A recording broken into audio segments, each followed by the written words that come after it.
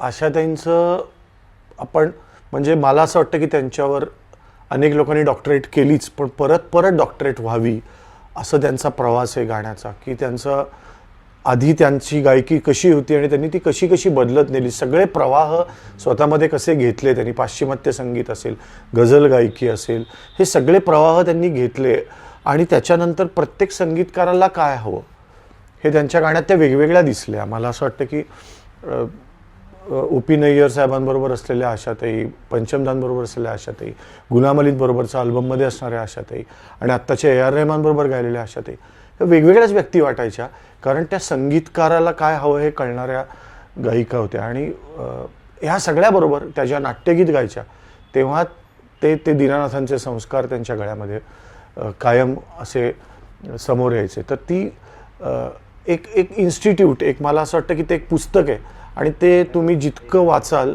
तितकं तुम्हाला संगीत अजून अजून कळेल आणि तुम्हाला हेही कळेल की आशाताई काय होत्या.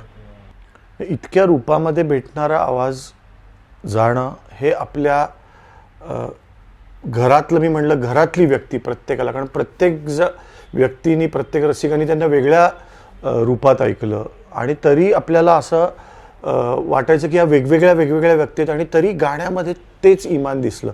तर आज त्या अष्टनायिका आपल्या आयुष्यातल्या, मला कायम असं वाटतं की एक प्रेयसी, एक आई, एक आजी, एक लहान मूल, आपल्या भारत देशाविषयीची त्यांची गाणी आहेत, देशप्रेमावरची गाणी आहेत, सगळ्या प्रकारची गाणी आहेत. मला असं वाटतं की हा एक चमत्कारच कायम मला वाटलं आशाताई, जेव्हा जेव्हा त्यांना पाहिलं पण आणि ऐकलं पण असं वाटायचं की हा चमत्कारच आहे.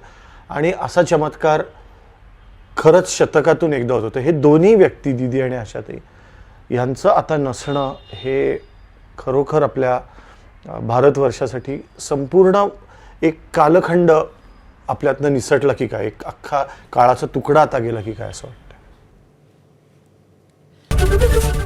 एबीपी माझा, उघडा डोळे बघा नीट.